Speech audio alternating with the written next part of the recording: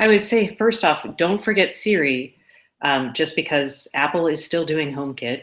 It's so delayed, but it's still happening. So they've got a dog in that hunt too.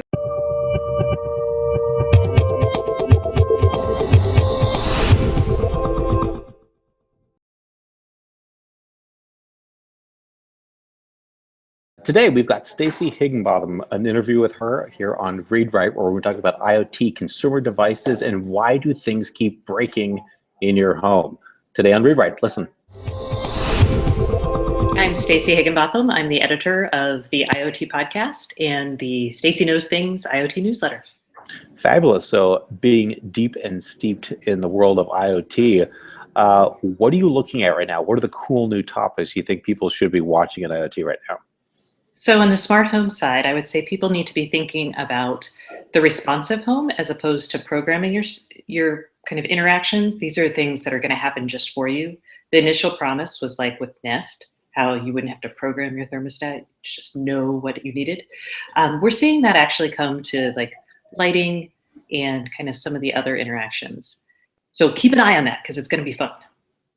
Because we're sort of, right now we're in this, I love the idea of a responsive home because right now, the promise of B2C IoT seems to be having 40 products drop 40 apps on your phone.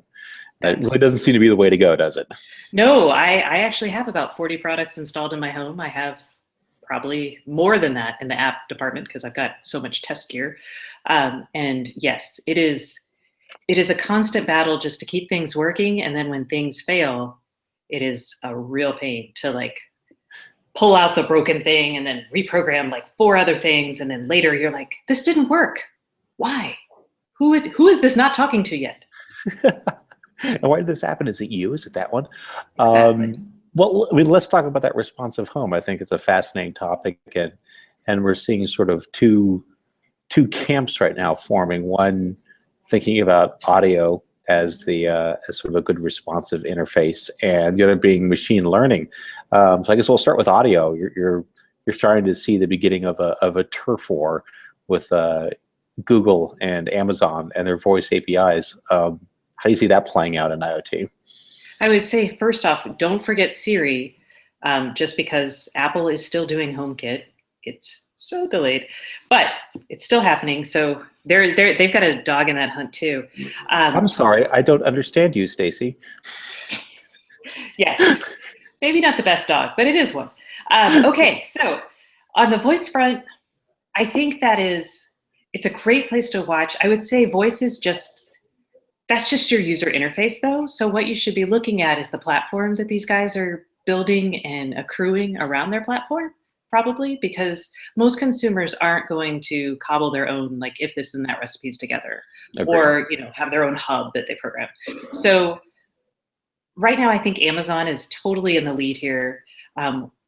If we think about Google/Alphabet/Nest, Nest has a really good program works with Nest that you can actually control some of the things on your Amazon Echo. So I don't know who's going to win. I don't know if it's the right way to think about it is like, I think the platforms that win will be not many, but probably 4 or 5. And I think having a voice strategy that is open is going to benefit everyone more, or the winners. Agreed. How about, you talk about a responsive environment and everyone's sort of dream of IoT is you walk in and things just happen. And that kind of begs out for machine learning. Do you think that ever really gets mass market, or is that still always going to be kind of the Cadillac? So I wouldn't even think of it. Cadillacs exist, right? It's more like, I don't know, I was trying to think of a popular space trip. The Millennium Falcon. It's not real. I'm sorry. Wait, what? I know. I'm sorry. So I think what's happening with AI is there's a lot of really cool things that companies, like one-off companies, are doing with machine learning that are totally worth watching. So like image recognition, like that the NetAtmo welcome camera has. So it's like, hey, this person's in your house. That's super useful. It's not AI like you might think of the butler in your home, but I'm not sure we actually want that because I don't think a computer can actually, anytime in the near future, respond to our individual needs and desires because it's not just us.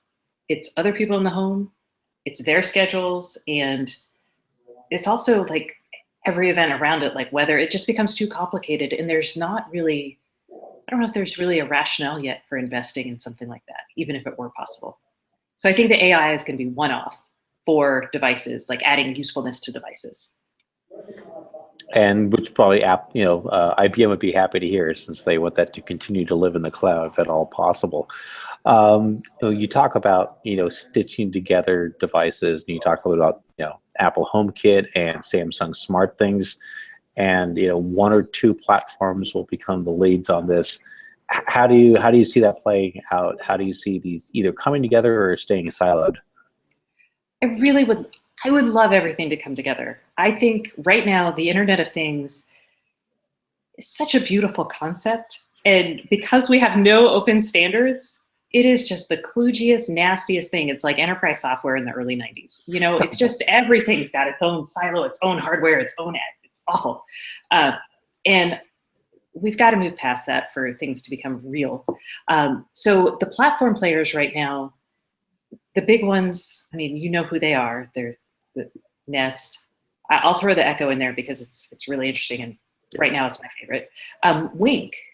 Don't forget about Wink, just because of the hubs, that's probably the best one out there right now. And then, Samsung's about to come out with a big kind of developer and platform push. So next week we should kind of keep our eyes open for that. And then, maybe there's some cool standards. I'm not throwing Apple in there yet. I know they've got something, but it's not worth it yet. So in SmartThings right now is having kind of some user revolt issues. They actually had a 4-week breakdown basically. And so I kind of feel like they're missing a little bit. But we're also, we're seeing some of these, critical size mass market issues. You mentioned the SmartThing things. You had the great Nest winter debacle of 2016. We're starting to see some of these devices and some of these appliances breaking under load, if you will. As these become part of our home, we expect them to act like things in our home. Every time I turn on my switch, the light turns on. Do you think we have a sort of a reliability issue right now with IoT, where it's more technology than a home product? There is a reliability issue today, but I keep thinking about like my mom and my mother-in-law, for example, in landlines, and they will never, you will pry that thing out of their cold, dead hands. And we, though, have grown up with cell phones and the idea that a call isn't always reliable. When someone's like, oh, my call dropped, no one's like, holy cow, that's impossible, if they're even talking on the phone at all. So I wonder if we're going to shift our thinking about like what a thermostat is or how long you expect a light bulb to last as we start kind of, if that shift is going to meet the like lifespan of these things somewhere in the middle, kind of like with TVs. You used to not buy a TV, but every 15, 20 years. And now, I don't know, you get a new TV every 6 or 7, right? Yeah. But if you sort of like, you have to wire it to the wall, that might change your mind, like you do a light switch. But I'm saying if this sort of this planned unreliability has become an expectation, maybe across 1 or 2 products, that's not going to be such a big issue for the consumer. But if you've got 20 of these products in the home, all with a certain level of unreliability, aren't you always kind of dealing with something? So that's actually what I live today. So I live with all these devices.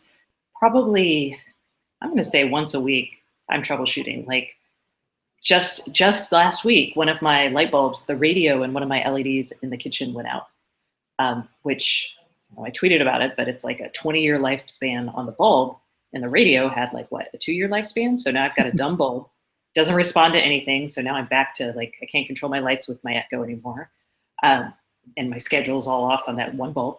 So I think that's already here, and early adopters are dealing with it. I think manufacturers are acutely aware of this. I mean, we're seeing startups that are working on modular things. So there's a startup called Deco. They just got funding. They're working with builders to install modular light switches. I talked to Ford the other day, and they're thinking about modularity in the connected car. So manufacturers are aware of this. If you buy in 4 years, I don't think this is going to be as big an issue. You buy it now, prepare to spend an hour troubleshooting. Yeah, absolutely. It's yeah, we hear those stories constantly, and as much as people talk about security and privacy being an issue, when they actually install these things, all of a sudden reliability becomes an issue. It's sort of like with green products when they first came out. Everyone's trying to say their product was green, and no one cared, because at the end of the day, if I'm going to buy a green dishwasher fluid, it needs to work as well as my normal dishwasher fluid, and then we can talk about the green thing. And I feel like we're still saying, you know, if I'm going to buy one of these smart products, the starting point is not it's smart, it's got to at least work as well as my current product.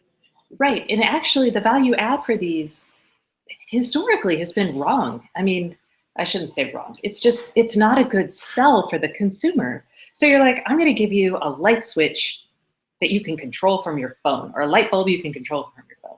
And everyone's like, woo! But no one's going to pay like 6 times more just to like open an app and like control their phone or control their lights. No one. Okay. Yep. Early adopters will. I paid that much, but I'm crazy. So when you think about the story that people are selling right now with the Internet of Things, it should be, your bare minimum is it's going to work the way it used to work. Then you get all this added functionality. So your color changing light bulbs, they provide you like on-demand information about the weather. Or I had it set up so if my editor would email me, you know, actually if he texted me, my lights would all flash red. So no matter where I was like, holy cow, it's the bat phone. I got to answer. But those are the kind of like value added things that you can do with this stuff. And people don't really focus on that now. They focus on like, my Nest is trying to kill me. Or freeze me. Yeah, I actually had a friend of mine who reset his light bulbs, so when the Giants started playing, they turned orange. Yeah. And he never missed the game. See? I don't know if that's a good thing or a bad thing. Right now, it's a terrible thing. No bullpen. So thank you very much for taking the time to do this. I appreciate it. We have one last question we always ask people, which is, what does IoT mean to you? Oh, Lord. When I have to define it for people, I say it's the ubiquity of wireless, cheap sensors, and data analytics, you know, providing easy access to just crazy amounts of information. That to me is what the Internet of Things is. It's not the things, it's the access to the data that, and then hopefully the value that derives from that. I like that. So. Well, great. Thank you very much. I believe you're going to be at WWDC next week. But thank you very much for doing this. I appreciate it. Have a great rest of the day. You too. Thanks. All right. Thanks.